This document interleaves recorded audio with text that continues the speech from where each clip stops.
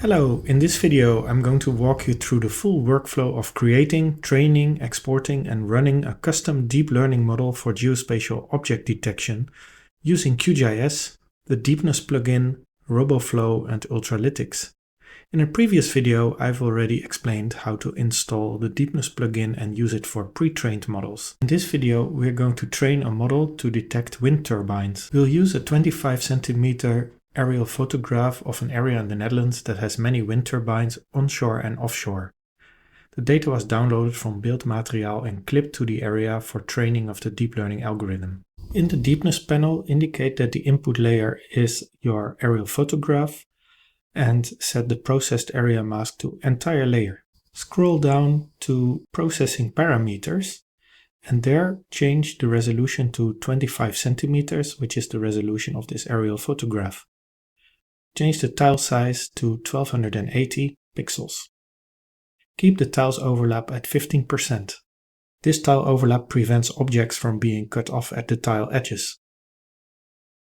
Under Training Data Export, browse to the folder where you want to save the result and make sure that Export Image Tiles is checked.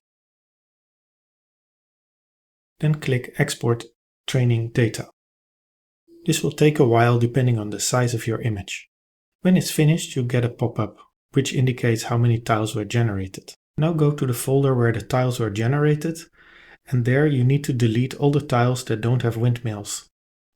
This is a lot of work, there were many tiles created, but it cleans up the dataset that you will use later.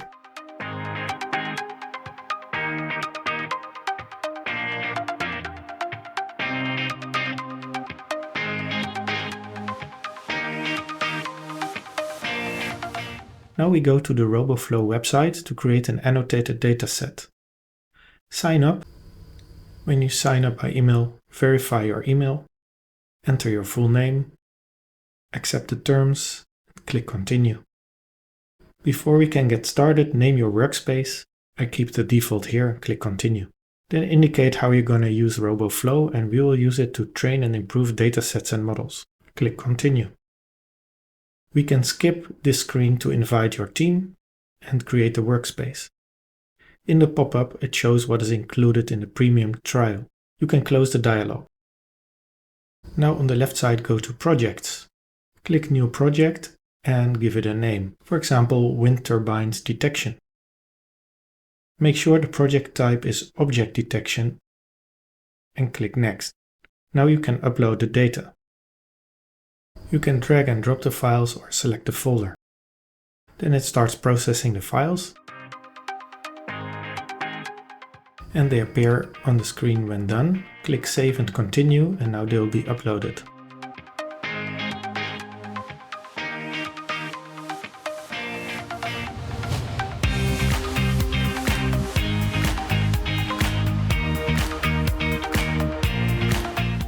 When the upload is completed, Roboflow will ask you how do you want to label your images. The auto label entire batch feature is nice, but in our case it will result in segments instead of bounding boxes that we need for detection. Therefore, select here Label Myself. Now click Start Annotating. Now the most time-consuming step starts. Instead of manually drawing the bounding boxes, we'll use the box prompting feature to speed up the process. Box prompting is a feature that lets you guide the auto-labeling model by drawing a rough bounding box around the object you want to detect. Instead of relying on the model to find the object in the entire image, you give it a hint about where to look. Roboflow then uses that hint to generate a precise bounding box. Let's use the box prompt to create our first box. Draw it around a wind turbine and click Save. This box is now used to train the box prompting model. Use the arrow button on the keyboard to go to the next tile. Now the box prompting model will try to detect the box around the windmill automatically. If it's done correctly, click Approve Predictions. We go to the next tile and it will repeat the process.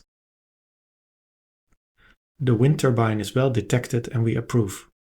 Now we're on a tile that I confused with a windmill and it has no windmills. Therefore, click the Null tool to exclude this from the training dataset.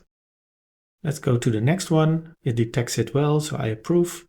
And then the next one, it detects 2, but if I increase then the confidence level, it detects only 1, which I can approve.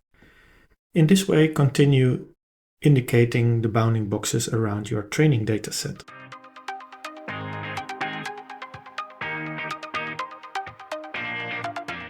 Sometimes it detects too much. Then I need to shrink the bounding box manually to better fit the wind turbine. Save the object and go to the next one. So that was a lot of work. Now I add the images to the dataset and I change here the method to split images between training, validation and test dataset using a default distribution, and then I click to add. Under dataset, we can now see our annotated tiles. Click new dataset version and there change resize to the size of the tiles that we had, which was 1280 by 1280. Click apply, then click continue. We don't want any further augmentation, so click continue, and then we are ready to create the dataset. Once it's done, click download dataset. There, make sure to choose YOLO version 5 PyTorch and download it as a zip to your computer. Now we move to Ultralytics to create our deep learning model based on the annotated data. Click Get Started. Click Get Started for free. And here you can sign up. If you use your company email, you get $25 credits for free. Any amount of free credits will do for this tutorial.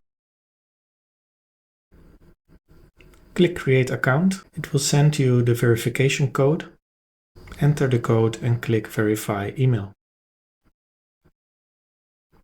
Here you can change the company name if you want, or just click Continue. Now choose your data region where your models and data will be stored, and then you're all set. Click Get Started. It will now set up your dashboard with an example dataset and project. In the Ultralytics dashboard, we can now upload a new dataset. Click New Dataset. Upload the zip file that we created in Roboflow. Make sure that the task type is set to Detect. Click Create and Upload. After uploading, we can see our annotated tiles. We can use these to train a new model. Click New Model. As a base model, choose YOLO v5. Choose the YOLO v5 MU model. You can try other ones. Here we will use cloud training and not local training. This will cost us some credits, but our free trial has some free credits, so let's use them. We start training the model. During training, we can see in a graphical way how some key metrics evolve. These metrics give an indication of performance of the training. We can see here at the end of the training that the results of the metrics are very promising. We can see more metrics if we go to train, and then under charts you can find there also the loss metrics. They also look quite okay here. We find this model acceptable, so go to the Export tab and there choose the ONNX format. Click Export. This is the format that the Deepness plugin in QGIS can use. Back in QGIS, I'm going to use the same image that we used for training to see how well our model performs. I zoom into a certain part there, and in the Deepness panel, I make sure that the input layer is that raster layer and that the processed area mask is just a visible part. I change the ONNX model type to detector, and I load the model exported from Ultralytics. It gives us some information here, which we keep. Make sure that under the detection parameters you change the detection type to YOLO Ultralytics and then click Run. Once it's done, it will give you the count of wind turbines in the visible part of the image. And when we zoom in, we can see how well it performed. Did quite well, but there are some wrong ones. It missed a windmill somewhere, and also Some objects are misclassified as windmills. But overall, it did a great job. Now let's apply our deep learning wind turbine detection model to a new area. Here I've loaded an aerial photograph of a wind park near Afsluitdijk in the Netherlands. Make sure to change the input layer to the one that we see and use the entire layer. We use the same model, so we don't change anything there. And then the only thing I need to push is run. Once it's done, we see the pop-up that it counted 155 wind turbines. And let's visually check the result. It detected many, but some are missing. So this gives us an idea of the performance of the model when applied to a new image. I hope this was a useful video. Please subscribe and see you next time.